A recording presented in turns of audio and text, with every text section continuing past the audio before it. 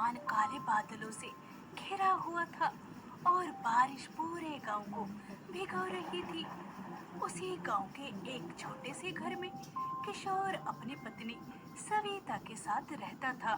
किशोर के पास बस एक छोटा सा खेत था जिसमें वो आलू की खेती करता था और उन्हें बेचकर जो पैसे मिलते थे उसी से उसके घर का खर्च चलता था। सुनो भाग्यवान, मैं खेत पर जा रहा हूँ और खेत से आलू लेकर मैं मंडी में बेच कर आऊंगा। मुझे आने में थोड़ी देर हो सकती है। ठीक है जी, संभल कर जाना, बारिश बहुत तेज है। और फिर बारिश की परवाह किए बिना किशोर अपना ऑटो स्टार्ट करता है और अपने खेत की ओर चल पड़ता है और थोड़ी ही देर में किशोर अपने खेत पहुंच जाता है। इस बार तो उम्मीद से ज्यादा आलू हुए हैं। लगता है ऊपर वाले ने मेरी प्रार्थना सुन ली। बस मंडी में आलू के अच्छे दाम भी मिल जाएं, तो कुछ हद तक मेरे सर से बोझ कम हो जाएगा। किशोर अपनी आलू की खेती देखकर बहुत खुश होता है क्योंकि उसके खेत में आलू उसकी उम्मीद से ज्यादा हुए थे। वो उन्हें बोरी में भरकर अपने ऑटो में रखता है और शहर की मंडी जाने के लिए निकल जाता है। कुछ समय बाद किशोर शहर की मंडी पहुंच गया। मंडी में चारों तरफ किसानों की भीड़ लगी हुई थी। किशोर ने भी अपने ऑटो से आलूओं की बोरियां उतारी और एक तरफ रख दी। उसके चेहरे पर अभी भी उम्मीद थी कि आज उसकी सारी फसल बिक जाएगी। वो एक व्यापारी के पास गया। भाई साहब, मेरे आलू देख लीजिए, अभी खेत से निकाल कर लाया हूँ। अरे नहीं नहीं भाई, मंडी में पहले से ही बहुत आलू आ चुके हैं। अभी मुझे और आलू नहीं खरीदने। किशोर दूसरे व्यापारी के पास जाता है। एक बार मेरे आलू देख तो लीजिए, बहुत अच्छी फसल हुई है। माफ करना भाई, नहीं खरीद पाएंगे। देख नहीं रहे, पूरी मंडी आलूओं से भरी पड़ी है। इसके बाद किशोर एक एक करके कई व्यापारियों के पास गया, लेकिन सभी ने किशोर के आलू खरीदने से साफ मना कर दिया। सुबह तक किशोर की आंखों में जो चमक थी अब वो कहीं बुझ चुकी थी।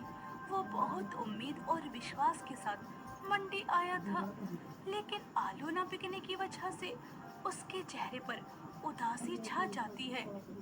चल किशोर, अब यहाँ खड़े होने से कुछ नहीं होगा। सोचा था कि मंडी में मेरे आलू के अच्छे दाम मिलेंगे, लेकिन अच्छे दाम तो दूर की बात, मेरा तो एक भी आलू नहीं बिका। सविता को क्या जवाब दूंगा? किशोर उदास मन से अपना ऑटो लेकर गांव की ओर चल पड़ा। हल्की हल्की बारिश अभी भी हो रही थी। कुछ समय बाद किशोर का ऑटो गांव के चौपाल पर रुकता है। अरे किशोर, आज मंडी से जल्दी वापस आ गए। लगता है आज मंडी से अच्छी बिक्री हो गई है। कैसी बिक्री भैया? पूरी मंडी आलूओं से भरी पड़ी थी। किसी व्यापारी ने भी एक बोरी तक नहीं खरीदी। सब वापस लेकर जा रहा हूँ। तो किशोर, अब तुम इतने सारे आलूओं का क्या करोगे? पता नहीं भैया, अब मैं इतने सारे आलूओं का क्या करूँगा। इतना कहकर किशोर कुछ देर बाद अपने घर पहुंचा। ऑटो की आवाज सुनकर सविता जल्दी से बाहर आई। उसने देखा कि ऑटो में आलूओं की सारी बोरियां अभी भी रखी थी। यह देखकर उसके चेहरे की मुस्कान पल भर में गायब हो गई। अरे ये क्या, सारे आलू वापस ले आए, एक भी बोरी नहीं बिकी। किशोर ने भारी मन से कहा। एक भी नहीं। सुबह से शाम तक पूरे बाजार में घूमता रहा। हर व्यापारी ने यही कहा कि मंडी में पहले से बहुत आलू पड़े हैं। अच्छे दाम तो छोड़ो, किसी ने खरीदने तक से मना कर दिया। मैंने सोचा था कि इस बार अच्छी कमाई हो जाएगी, लेकिन लगता है किस्मत को कुछ और ही मंजूर है। किशोर की बातें सुनकर सविता का मन भी उदास हो जाता है और वो किशोर को दिलासा देते हुए कहती है, निराश मत होइए किशोर जी, हर परेशानी अपने साथ कोई ना कोई रास्ता भी लेकर आती है। समझ नहीं आ रहा अब क्या करूं। अगर ये आलू ऐसे ही पड़े रहे तो कुछ दिनों में ही खराब हो जाएंगे।